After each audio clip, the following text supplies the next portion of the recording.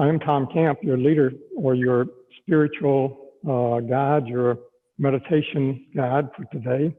And I am privileged to be here in this Georgia Museum of Art. I'm here with Sage Kincaid, who is the Associate Curator of Education and the coordinator of this morning mindfulness program once every 2 weeks on Friday mornings. And on alternate weeks, on Thursday mornings, there is the yoga in the galleries that she also coordinates, along with a bunch of other things. Oh, Palin does the yoga, okay. But that's offered as well. So glad to be in this museum. I'm Tom Camp. I describe myself as an enjoyer of life. I certainly have my struggles and pains along with everyone else, but also just deeply enjoy life. So I would describe myself as in my own weird way, a yogi, spiritual seeker, a father, a grandfather, a spouse, a partner. I have a private psychotherapy practice in Athens, integrating body, mind, spirit, and relationships. I'm also married to Lacey, who is in her retirement, a docent here at the museum and on the board of the Friends of the Museum. So through her, I've learned a lot about this wonderful institution and all the programs that it offers. It's closed right now because of COVID-19, closed for in-person visits, but it's very wide open virtually. So going to georgiamuseum.org and looking at the programs that are available would be something that you could do to be more involved, if you'd like. So we're here today to do meditation. And meditation has been described as one-pointed focus. It's in some ways a brain exercise of focusing our attention so that we can move our attention to where we want it to go, which may be dealing with the problem.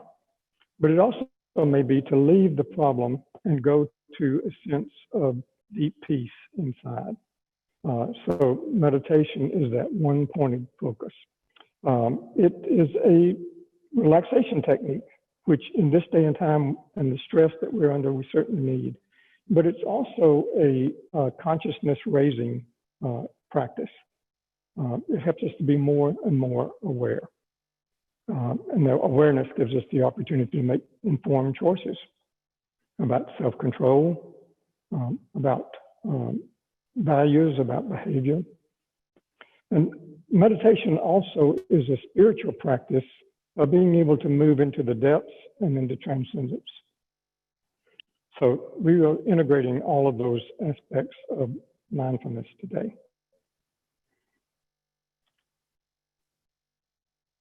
We're here in the Georgia Museum of Art, the State Museum of Georgia, on the campus of the University of Georgia, a great research and teaching institution.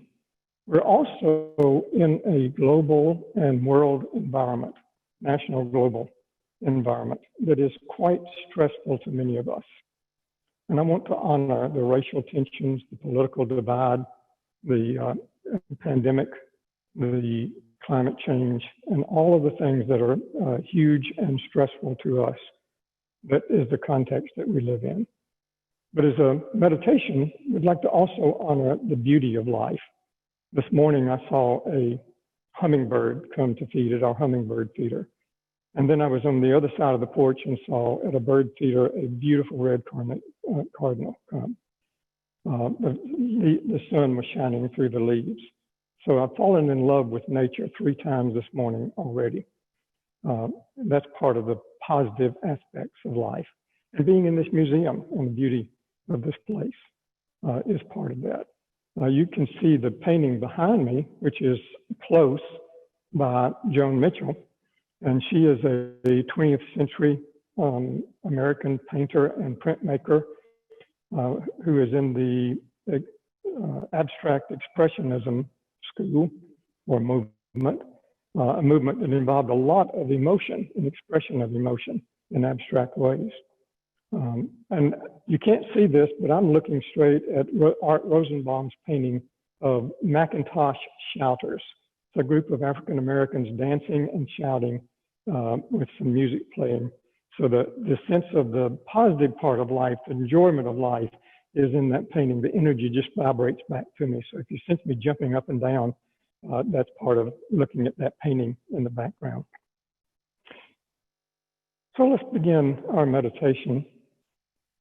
First of all, acknowledging that we are embodied consciousnesses. We are conscious people, conscious persons, and we are embodied. And our body sends us all kinds of messages all the time. It's always moving, and even when we're sitting still, there's pumping of heart, there's breathing, there's metabolism, there's movement of muscles. So we are alive, we're vibrant, we're body. And to begin with the body, just begin moving. Maybe open the palms, interlacing fingers and reaching out and reaching up, and then reaching to the side, keeping the sit bones both on the chair so that there's a big stretch at the side of the body, and then going to the other side and reaching up to the other side of the body. Maybe making a little circle so that we get some of the lower back and abdomen and hips movement in there, even while sitting. During this meditation, if you feel like getting up and moving around, you don't have to sit still to do meditation. Movement meditation is part of it too. If you feel like sitting, lying down, standing, just notice what your body calls for and reach out to the side, reach like somebody's pulling your arms in both directions. Again, sort of tilt to one side and the other. Any of these movements are invitations, they're not directions. So if you feel like doing them, that's great. You can cross the elbows, feel the stretch on the upper back, and then open them back up to the back. And then this time, take the opposite arm under and come back. And just notice what happens in that movement. If you feel like lifting one leg out, reaching through the heels, you have a nice stretch on the back of the leg, and then reaching through the toes, you get a stretch on the front of the leg, and then maybe rotating the foot and so get some movement in the ankle, one direction and then the other direction a few times. And just notice the sensations going on in your body as you do that. And then the other foot, lift the leg, reach out through the heel, reach out through the toe, and then circle in each direction. And take a nice big inhale and exhale as you lower to the floor, lower the foot to the floor. And then find the position that works for you. The lower back can be stretched, can be stressed if we are not either supporting it or sitting in a nice upright position.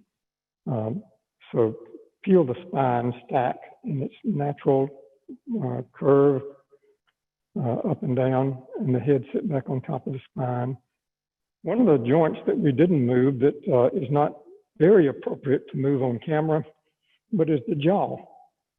And we carry a lot of tension there. So if you just open the mouth and close it, open and close it, notice you get a little movement right in here that is really valuable. Maybe the eyes too, looking up, looking down, looking to the right, looking to the left, and then back to center and relax.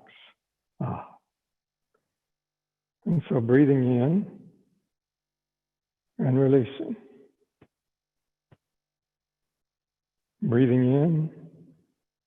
And as you release, let the air go to the back of the throat. So you make a slight sound. We call it ocean sounding breath or ujjayi breath.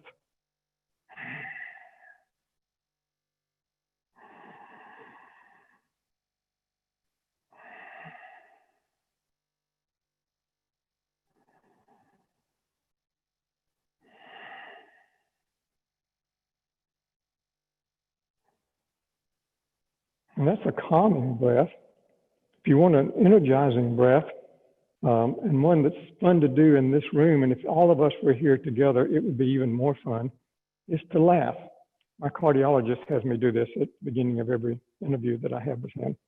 So you breathe in, and then like Santa Claus, really strong, loud ha ha ha. It's like this. Ha ha ha ha ha ha ha ha ha. Do that one or two times. Ha ha ha ha ha ha ha ha ha. And then notice the sensations in the body after doing that. And notice the attitude, the mood. that may come about from laughter yoga.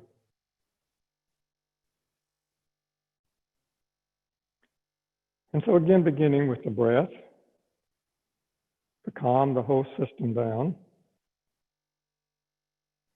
And I'm going to guide us, if it's all right with you, through a meditation practice developed by Dan Siegel, who is a brain researcher at the University of California and a child psychiatrist. And he calls this the wheel of awareness. And so meditation is the skill of focusing our attention. And what he does is have the hub of the wheel is our awareness. And one spoke coming out of the hub is our focused attention. And the rim of the wheel are all the things that we can be aware of. And so the wheel has four quadrants to it. And we will go through each one of those a little bit. So if you breathe in and relax and release, and then imagine that wheel with the spoke going to the upper right part of the wheel, which is our five senses. And so notice, first of all, just what do you see? What shapes, colors, forms, textures are your eyes picking up and noticing? And then with a gentle breath, move to what you're hearing.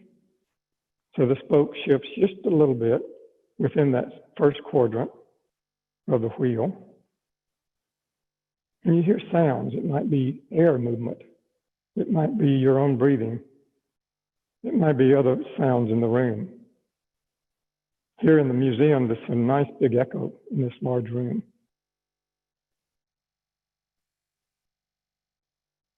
And then move your attention to what you smell.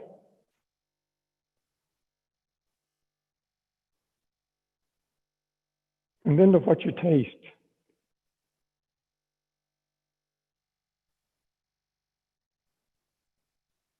And then to what you feel on your skin, the clothing, the air, the temperature. And then take a nice big breath in. Release it, pushing against the back of the throat.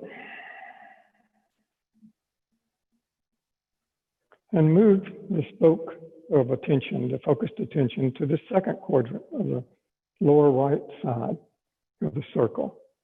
And that is the internal body sensations, the sixth sense, interoception. You might notice your heartbeat. You might notice the flow of air, the flow of the breath inside the body, the movement of the diaphragm. Any other sensations in the muscles and the joints. Just notice your own body and the messages it's sending.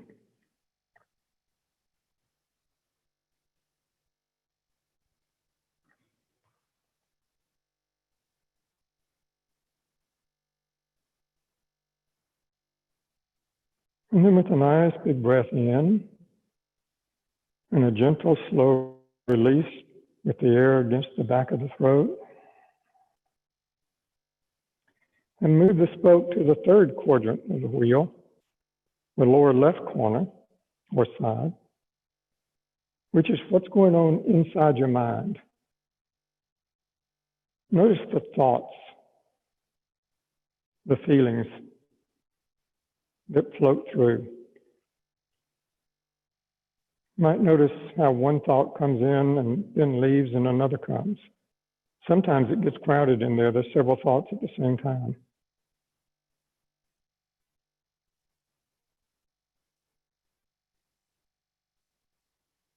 Notice if there's any space between thoughts. One leaves and there's nothing for a moment before the next one comes.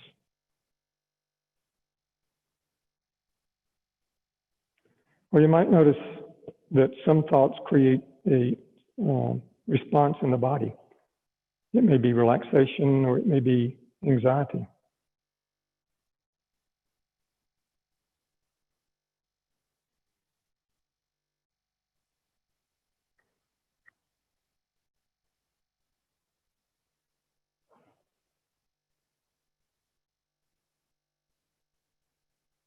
And then when you're ready, take a nice big breath in, all the way to the deep part of the pelvis, up into the crown of the head, so the spine just stretches, and then begin a release, focusing the air against the back of the throat.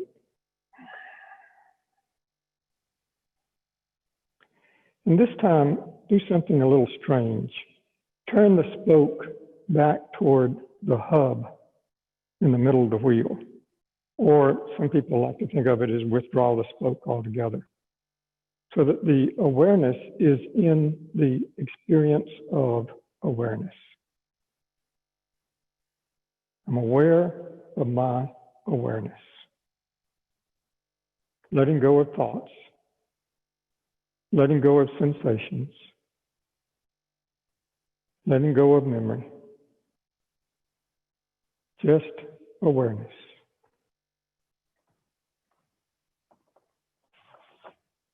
In a reading from Michael Singer in his book, The Untethered Soul, about this core part of us, this awareness of awareness,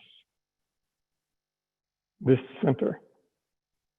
He says that center is the seat of self. From that seat, you are aware of the thoughts, emotions, and a world that's coming in through your senses. But now you are aware that you are aware.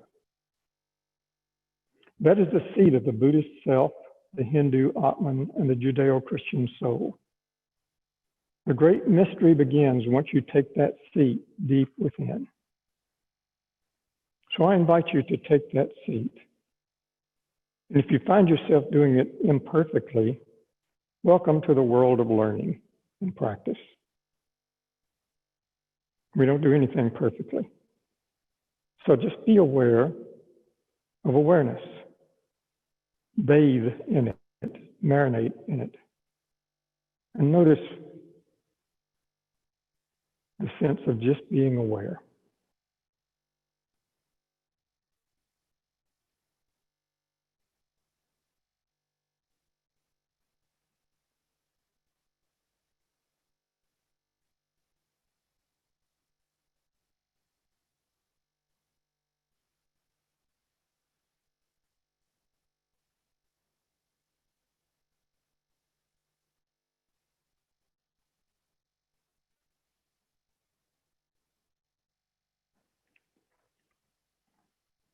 When you notice the mind has wandered back into another quadrant of the wheel, what you may be sensing in your body or some uncomfortableness or some thought in the mind that's distracting you, just notice that the spoke has moved and that you can gently move it back to its own awareness.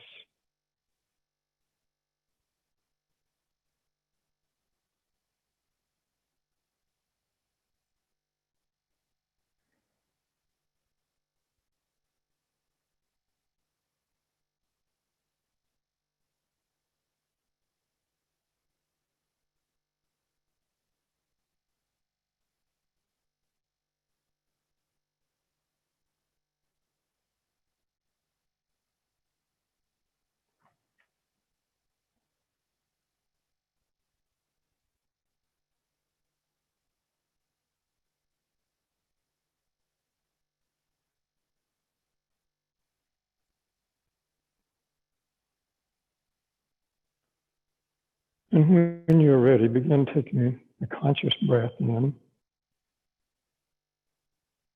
and a ujjayi breath out, slow and gentle.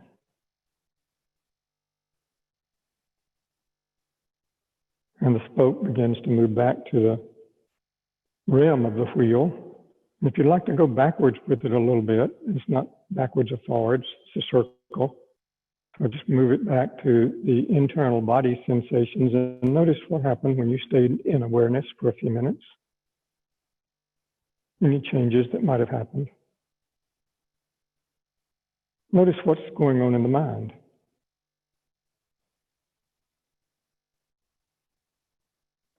And then moving the spoke to the upper left quadrant of the wheel, which is relationships. And for a moment, bring to mind those that you love and are close to. And just hold them lovingly in your mind, in your awareness.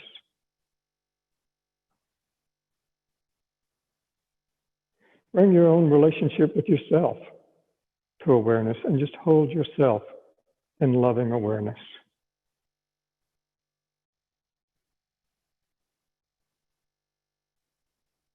And then if it feels all right, let your mind be aware of other people at various distances from you emotionally, people that are friends, that are strangers in your community, that are people you've never heard of, all beings. All beings. And just hold the whole variety of life in your awareness, in your loving awareness.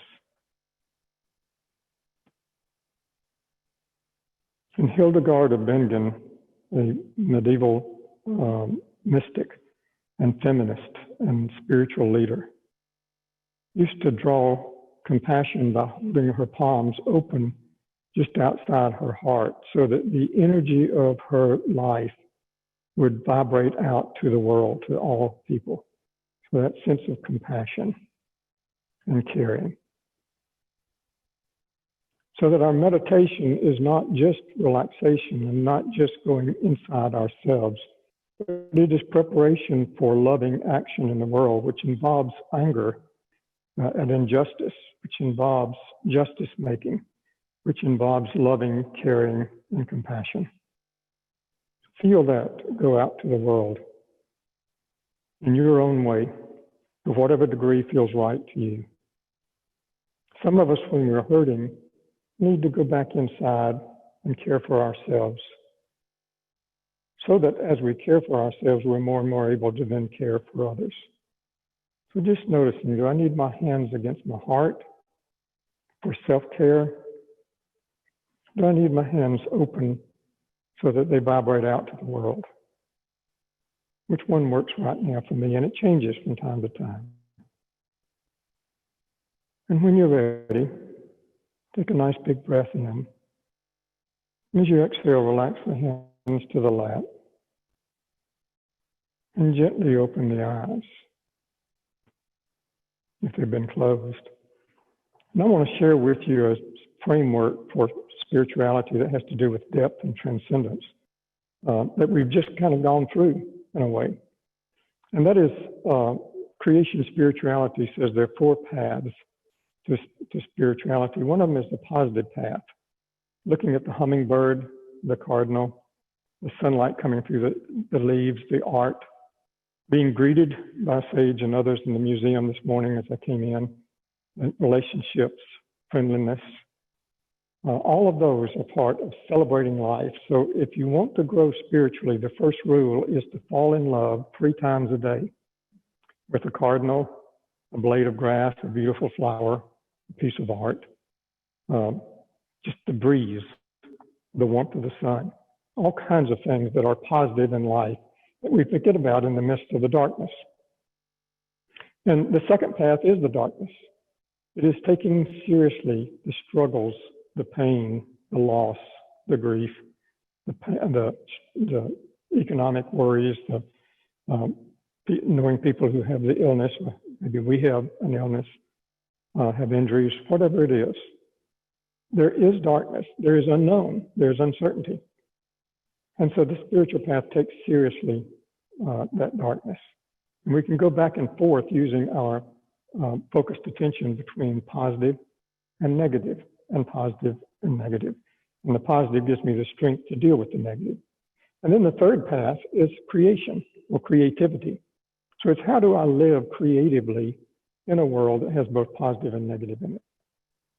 And the fourth path is transformation.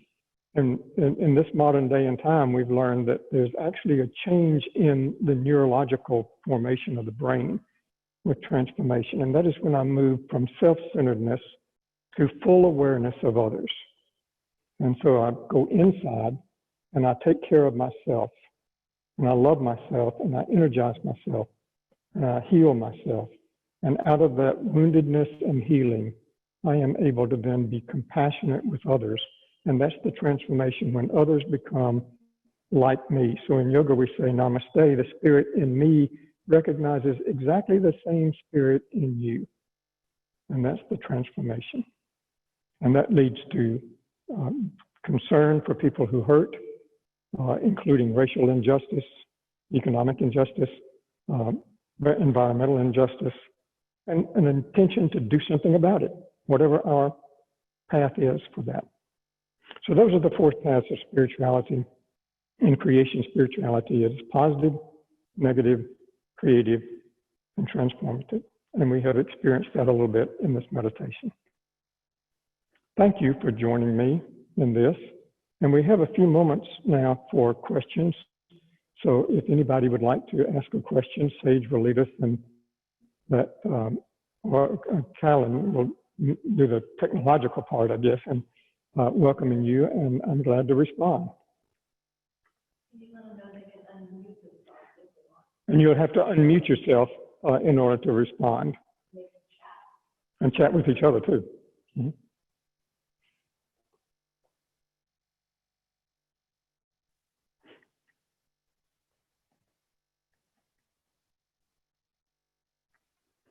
There's also a painting right in front of me by Thompson. Is it Melvin Thompson or the? No, I'm thinking about the string theory. And it's quantum. Mildred Thompson, the string theory, and its colors and its lines, and it's the awareness that in quantum physics they have found the same thing that the medieval mystics talked about with angels. There's a sense of energy, connective energy, carrying energy that floats through every part of our bodies. So every cell is made up of these minute little elements that are alive and that are moving, much smaller than atoms.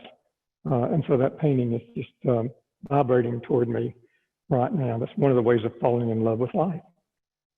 Thank you for joining us. May your life be filled with some meditation for the rest of today and the rest of your life. Peace be with you. Namaste.